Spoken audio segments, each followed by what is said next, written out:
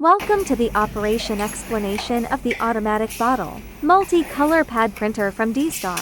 Next, we will detailedly demonstrate the complete working process and core advantages of the equipment. First, the operator manually places the bottles to be printed on the special fixture of the equipment, making sure that the bottles are positioned accurately to prepare for subsequent printing.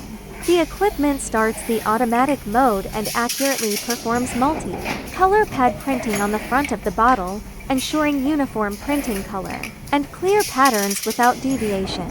After the front printing is completed, the equipment automatically drives the fixture to rotate 90 degrees, completing the single color water level line printing on the side accurately without manual intervention. After all printing processes are completed, the equipment automatically unloads the printed bottles onto the conveyor belt, which transports them to the next drying process.